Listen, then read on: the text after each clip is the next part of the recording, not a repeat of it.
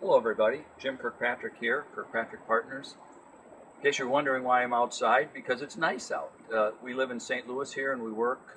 This is our headquarters, and one of the things that we try and do at Kirkpatrick Partners is to show you that training, evaluation, reinforcement, 4 levels does not have to be stuffy and academic, but we try and bring it to life as many of you bring it to life and send us your best practices and things.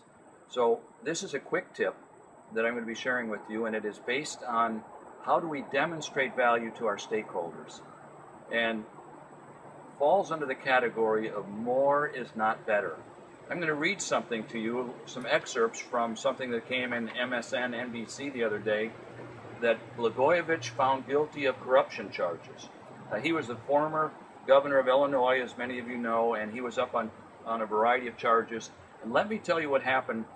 There were 2 trials. Let me share a little bit about what happened at both of the trials, and then there'll be a quick tip in there for you and your evaluation practices.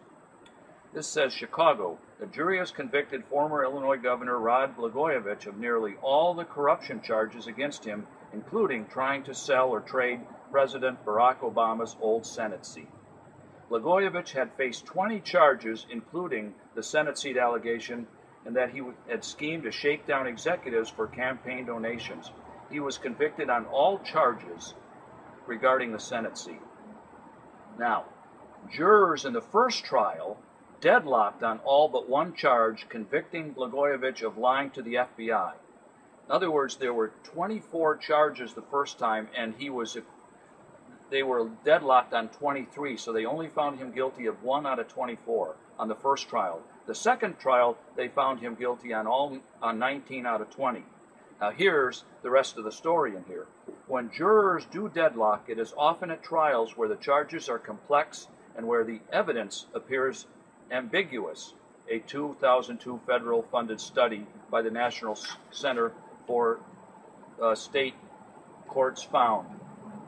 Now, prosecutors factored in that going to retrial, they wanted to make the case less complex. They streamlined the case by dropping racketeering charges against the ex-governor and dismissed all charges against his then co-defendant brother, Robert Blagojevich. At the retrial, this is the second trial, they presented just 3 weeks of evidence, which was half the time taken at the first trial.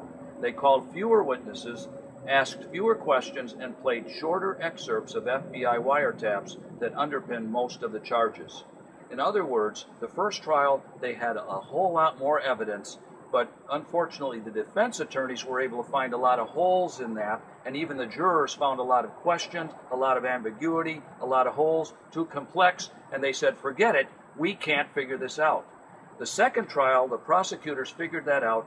They simplified it, they streamlined it, and they only provided the evidence that they were sure of. And they tried to keep it simple enough that everybody could understand it and did not complicate the matter just because they had more data.